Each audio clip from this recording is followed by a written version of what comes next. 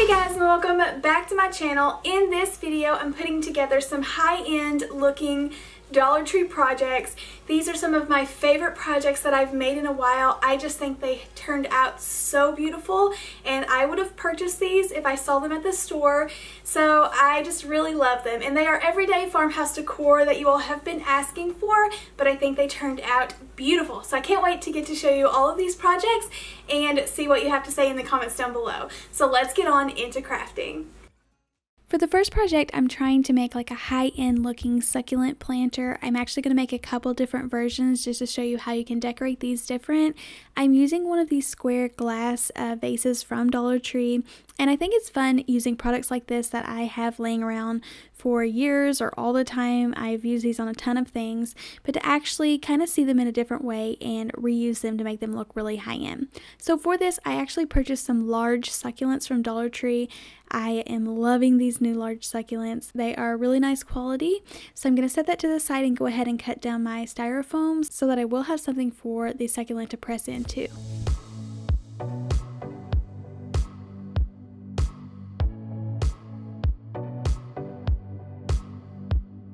Next, I am using some of my white chalk paint to give this a really thick coat. I want to get a lot of coverage on here, and I actually enjoy painting glass with chalk paint. I feel like these, especially being planters, I wanted them to kind of look more like ceramic planters, so using the thick chalk paint and building that up a few layers will kind of give me the look I'm going for. And I wanted to make sure that I did cut the styrofoam and stuff before I painted them just to make sure that they weren't going to scratch. In my experience, I have just learned if you paint glass with chalk paint, just let it set overnight. It just seems like it really cures and it will not scratch. So in my experience, I just have better luck with it if I just go ahead and let it set for several hours or wait overnight, and then I can really work with it and not worry about any of the paint chipping or scratching off. I am wanting to paint the bottom more of a gray look. I am wanting it to kind of look like concrete on the bottom. I know it kind of goes more with a modern farmhouse if you kind of have like these dipped looking planters, and I just want to create a really pretty concrete effect. So I'm taping this off. I go ahead, since this is like an awkward square shape, the tape is wanting to run upwards whenever I fold it over the edges, so I did have to kind of tape off every edge or every side. And then I am starting with this lighter color. This is actually called Steel, which is a lighter gray, and I did a couple layers of that, and then I dry brush over the top of that with the darker elephant color to give it that two-toned concrete look. Whenever I open new paint, I have the worst habit of just kind of stabbing a little hole in it, which works really great at first because I can kind of squeeze out the amount of paint that I want instead of it just flooding out of the bottle. But then whenever, if you don't put the lid on like instantly when you're done, or if it dries any at all, I do struggle, and it's kind of hard to get any of the paint to come out. So whenever I squeeze the bottle, it does just gush out. So that's what's happening. And sometimes I do get it on my project, so I had to make sure that I clean that up or touch it back up with white paint. But you can see that I did get the effect I was going for. I think it really does look like concrete at the bottom. You could touch this up with white paint if your painter's tape didn't go through all the way, but I think that it worked out really good, and it was exactly the look that I was going for. So I'm going to hot glue the styrofoam down inside of the bottom, and then Dollar Tree has these beautiful little pebble rocks, so I'm going to fill that up and then place the succulent down in the center. I know the way that you think about me, but I don't wanna know the truth. I hear the things that they say about me, but I don't wanna know the truth. Don't you ever wanna run away?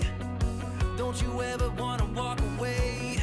I added extra rocks and then completed the first one, and then for the second one I wanted it to coordinate but not be exactly the same. This time I want to paint around the top. You can see I'm also struggling with that painter's tape, so I kind of have to fold it down so I can get that perfect line. I'm going to go around that again with the Steel color gray paint, and I'm actually going to paint a little bit down on the inside so that in case my rocks were pushed down a little bit, you would see that it all kind of matched. And then peeling back that painter's tape, you can can see those lines. I did have to touch these up again. And then I really was going for some little vines. I have been seeing on Pinterest all of these planters that have these adorable little hand-drawn vines on there, so that's kind of what I was going for. I wanted these little leaves. At first, I was kind of just doing little hearts, but then I found out that I liked it a lot better if I kind of staggered those little leaves away from each other so they didn't look so much like hearts.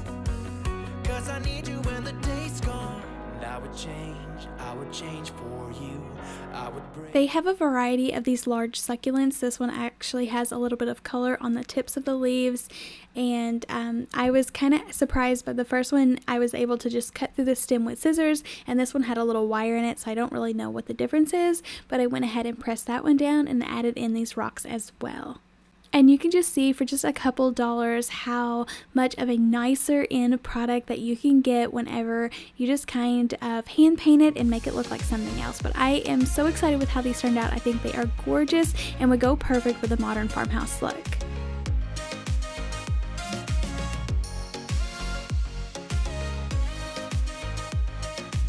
Moving on to the next project, I'm using one of these bunny signs as well as 4 of these Dollar Tree stakes. If you didn't want to invest this much in this project, you could just use 2 of the bunny stakes. I am just wanting some wider boards to give it more of a high quality look. So I start by removing all of the 3D items on the back of the bunny, and then I'm going to go ahead and cover up all of this glitter and stuff going on. So this is like a really nice piece. If I ever wanted to give it away or sell it, you couldn't tell that it was just a Dollar Tree Easter sign. So I love doing this by cutting down brown craft paper from Dollar Tree to cover the back of my signs. This is just so much easier than sanding down and trying to paint the entire back. I just get mine as close as possible and then trim off the edges after I flip it back over. I'm going to be hanging this sign sideways than what it was originally intended, and I do not want those hose to show, so I fill them up with a little bit of filler. And then using these stakes, I go ahead and remove the screws and just peel off that plastic bunny piece because I am needing like the little wood piece. I had a hard time getting those screws out, so I just pulled them out with my pliers rather than trying to unscrew them. So now I needed to cut down these little wood strips so that they would make a top and a bottom to make this kind of look like a wooden scroll. I just use a knife to kind of score these so I could break them off easily, and then also use the knife to kind of saw off the excess so to give these more of a clean cut. You could definitely use a saw, but just for video purposes I like to try to do as many things without power tools as possible. So I go ahead and repeat that for all 4 of these. So as you can see, I can make these wider planks for the top and the bottom of this sign. I'm going to go ahead and paint this with some gray chalk paint. You can see that this is the same steel color that I used earlier. It was super light, and I am wanting some texture and dimension in this sign. I love the streak effect that it gives whenever you are mixing wet paints together. So I just poured the elephant color straight on the sign and then just going in the same direction, kind of smoothing this all together to make it look like a really nice piece.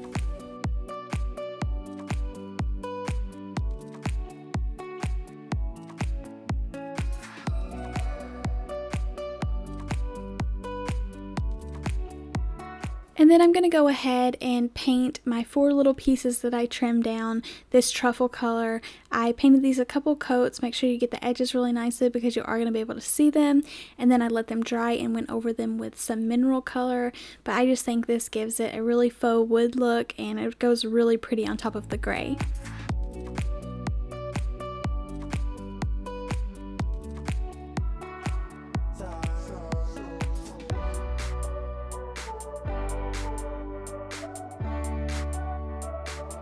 It was a complete accident that I added too much of that color to the first one, so I had to take a baby wipe, and then I really liked that smudge effect, so I went ahead and did it to all 4 of them so they would all blend in together. And then using a small piece of parchment paper, I put my blessed letters together so I can kind of get them even. I like to pick them up with a piece of painter's tape, and then I can transfer them onto my sign. I didn't really press this down really hard because I was trying to be super careful. Sometimes the Dollar Tree letters will rip if you peel the tape or get it too stuck on there. So I just positioned the little bottom planks where I wanted them to go, and then I could lay down where I wanted these blessed letters to go.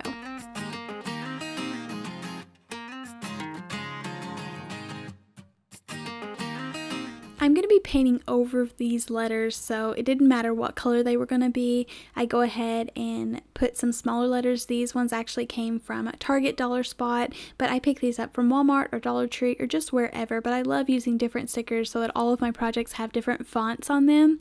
So then, like I say, I'm painting over these, so I'm using some white chalk paint. So you're pretty much just going to see the gray kind of showing through the white. So don't work super hard on your gray streak effect. It doesn't have to be perfect because you're not going to be leaving a ton of that to be visible.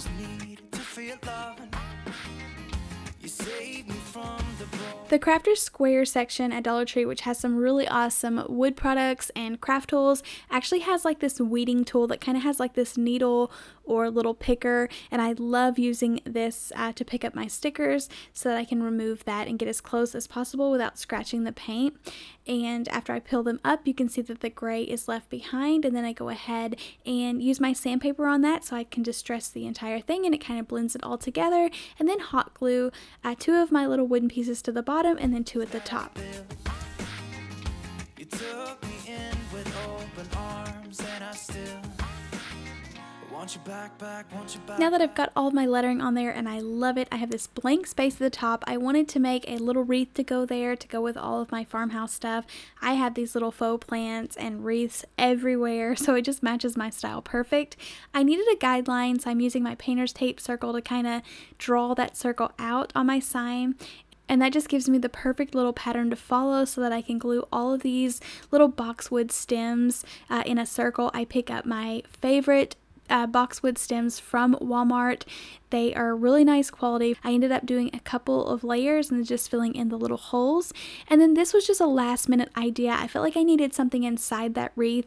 I had picked this up from Dollar Tree a while back, maybe the end of last year, and it had this cute little house on the top, and I thought this would be adorable. It kind of looks like a little farmhouse and set in that wreath. I didn't like the pop of that red heart because I felt like it gave it more of like a Christmas vibe against the green wreath, so I just painted that over gray to kind of go with the aesthetic of the sign, and then hot glued that down into the center of this wreath, and I just loved it. I thought it was adorable and just a really cute way. I think the little house made the entire sign.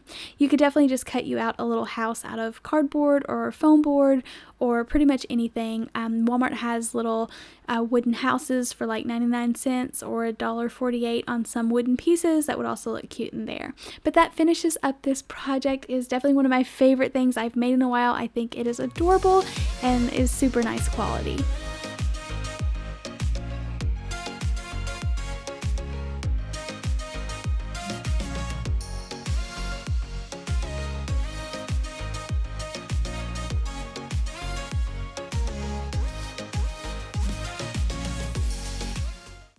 For the next project, I'm using this family sign. I've actually been holding on to this for a couple weeks now from Dollar Tree. I wanted to find the perfect project to make something out of this. I start by painting the letters. I loved how they were different colors, especially since they're kind of layered on top of each other.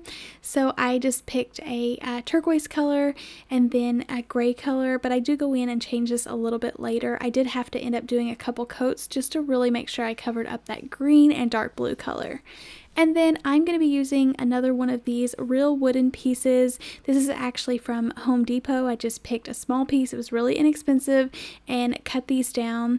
And I wanted to glue the family on top of this. So I just kind of went in thinking plain Jane that this is how it was going to be. But I do end up changing this a little bit later so that I absolutely loved this project. So I paint the base with a white color because I am going to be wanting to put some words on there. I go ahead and distress this with sandpaper just because I love the effect it gives.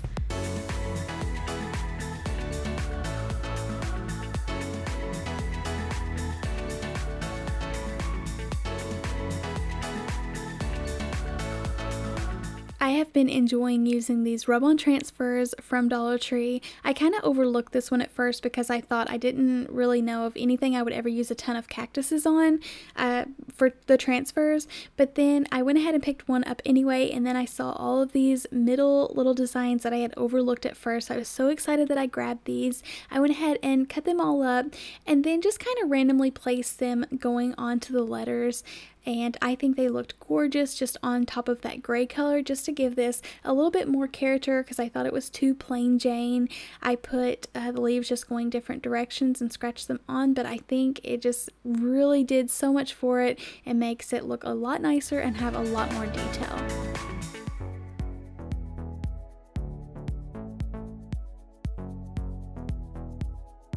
I was kind of wanting to go along more with that modern farmhouse look, kind of like how I did the succulents in the beginning, so I didn't really love the turquoise color with that, so I covered that over with some of the gray, and then I do end up painting that little eye the black color, and I think that just makes all of these little designs pop off so much more, so I thought it was really nice. If you didn't have these rub-on transfers, you definitely can get on Pinterest and type in little hand-drawn vines or leaves and take like a fine point Sharpie and just make your own little designs going around the letters. I think that would also look really pretty.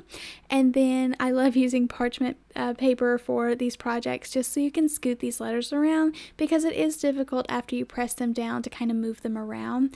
I originally thought I was going to put family is forever, but it was just so small at the bottom I didn't think it looked right, so I put is forever and always. That's something that me and my husband always say. I thought it was kind of weird on a family sign, but it looked really cute and I liked it after I got it all put together. So I wanted these letters to be black. You definitely could have placed these letters down and kind of painted over them how I do, but I wanted these to be black and kind of pop off because the paint dried on parchment paper. It kind of has a little bit around the edges, so I did clean that up with that little pen tool that I was telling you about before.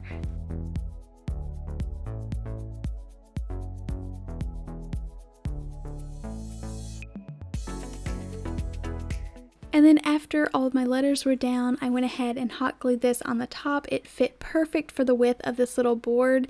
And then I coated everything in Mod-podge because I do not want those letters falling off, and I do not want those rub-on transfers to fall off either. So I just did a really thick coat and then let that dry. But I think this turned out beautiful. It's definitely one of my favorite things I've made in a long time. I know that I said that about several things in this video today, but I am just in love with this little sign.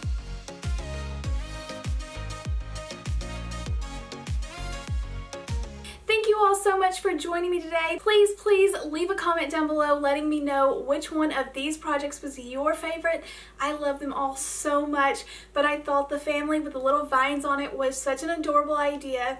And like I say, these are my favorite projects that I've made in a while. I just think they look so high-end and really nice, and like what you would purchase from Hobby Lobby, Home Goods, or like a nice decor store. So I really hope you enjoyed it. Please leave me a big thumbs up, make sure you are subscribed, and I'll see you next time. Happy crafting! Bye!